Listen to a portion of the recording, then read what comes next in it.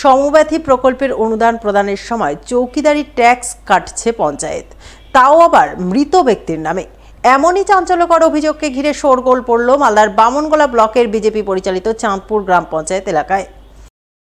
জানা গেছে, বামনগোলা ব্লকের চাঁদপুর গ্রাম পঞ্চায়েতের পক্ষ থেকে সম্প্রতি সমব্যথী প্রকল্পের অনুদান প্রদান করা হয়। সেই অনুদান প্রদানের সময় মৃত ব্যক্তির পরিবারের কাছে চৌকিদারি ট্যাক্স কাটা হয়, তাও আবার মৃত ব্যক্তির নামে, ধার্যকৃত চৌকিদারি ট্যাক্সের অতিরিক্ত হারে। চৌকিদারি কাটছে, কাটে 100 টাকা করে নিচ্ছে।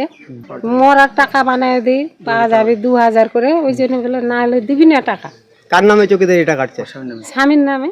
আমি বলছিলাম মরা মানুষের কেন ফের চৌকিদারি কাটা হবে, তাহলে আমার নামে কাটেন। কয়ে হবে না, এই যাই চৌকিদারি কাটছে তাই। কি বলছে?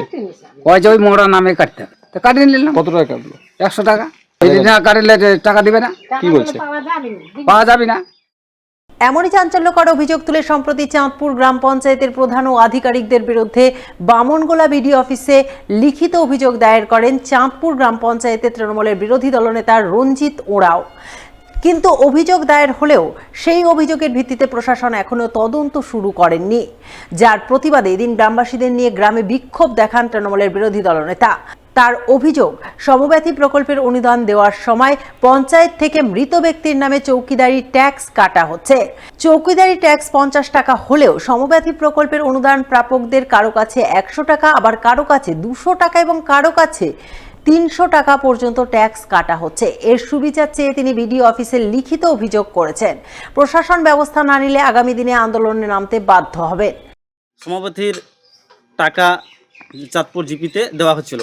সেই সময় শুধুমাত্র ডাঙ্গির 7খানা সংসদের যারা বেনিফিশিয়ারি আছে তাদেরকে ডাকা হয়েছিল এবং তারা গিয়ে ওখানে অফিস স্টাফরা এবং প্রধান ওখানে চাপ সৃষ্টি করছে যে সমব্যথীর টাকা নিতে গেলে এই চৌকিদারি ট্যাক্স কাটতে হবে, না হলে সমব্যথীর টাকা দেওয়া যাবে না। এবং এখানকার যারা বেনিফিশিয়ারিরা সেখানে টাকা নিতে গেছে তাদেরকে জোরপূর্বকভাবে মৃত্যু ব্যক্তির নামে চৌকিদারি ট্যাক্স কাটতে বাধ্য করা হয়েছে এবং 50 টাকা করে ধার্য থাকা সত্ত্বেও তাদেরকে কারো কাছে 50, 100, 200, 300 পর্যন্ত কাটা হয়েছে। এই সমস্ত টাকা ওয়ার্ল্ড ফান্ডে যাচ্ছে, টাকাগুলো লুটপাট করছে। আমার বক্তব্য হচ্ছে যে সমব্যথীর টাকা দেওয়ার জন্য মৃত্যু ব্যক্তির নামে ট্যাক্সটা কাটতে হবে কেন, এর আমরা জবাব চাই। আমি 9 তারিখে কমপ্লেন করেছি বিডিও সাহেবকে, এখনও পর্যন্ত বিডিও সাহেব কোনো স্টেপ নেয়নি। যারা যারা জড়িত আছে তদন্ত সাপেক্ষে যেন উপযুক্ত ব্যবস্থা নেওয়া হয়। এই বিষয়ে বিজেপি পরিচালিত চাঁদপুর গ্রাম পঞ্চায়েতের প্রধান পাপিয়া ঢালি সরকারকে ধরা হলে তিনি বলেন, পঞ্চায়েতের ট্যাক্স কালেক্টররা ভুল করে মৃত ব্যক্তির নামে চৌকিদারি ট্যাক্স কেটেছেন। তিনি জানতে পেরেই তা বাতিল করে ওই পরিবারের সদস্যদের নামে ট্যাক্স কাটতে বলেছেন। তবে কারো কাছ থেকে অতিরিক্ত ট্যাক্স নেওয়া হচ্ছে না, মিথ্যা অভিযোগ তোলা হচ্ছে। অভিযোগটা আমি শুনেছি, তো অভিযোগটা শোনার পরে আমি ট্যাক্স কালেক্টরকে বলি, তো ট্যাক্স কালেক্টর আমাকে জানালেন যে তখন সেই সমব্যথী টাকা যারা নিতে এসেছিলেন তারা যে নামগুলো বলেছিলেন সেই নামেই ট্যাক্স কালেক্টর ট্যাক্স কাটেন এবং তাদের মধ্যে যে মৃত ব্যক্তি 2-4 জনের নামে ট্যাক্স কাটা হয়েছিল অজান্তে, সেটা আমি জানার তৎক্ষণাৎ আমি ট্যাক্স কালেক্টরকে বলি যে সেই নামগুলো যেন কেটে দেওয়া হয় এবং সেই নামের জায়গাতে সেই ফ্যামিলিতে যে মেম্বার আছে জীবিত তার নামে যেন ট্যাক্সটা কাটে।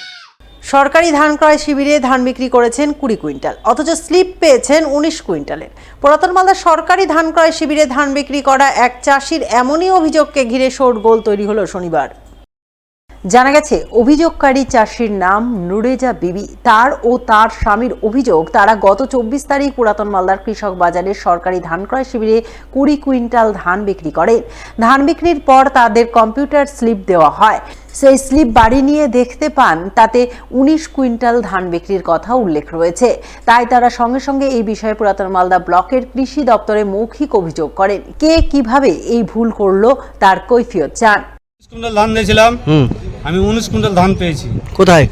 এখানে স্লিপে মান্ডিতে 24 তারিখ মঙ্গলবার। ধান দিয়েছেন 20 কুইন্টাল, তার কি প্রমাণ আছে?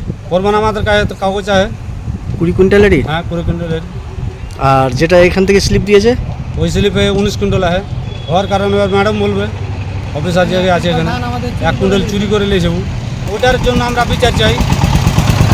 1 কুইন্টাল ধান কী জন্য চুরি করলে তার বিচার চাই আমি এখন বিচার চাইছি। তাই মনে করি এখানে ম্যাডামকে যে হেড আছে এখানে।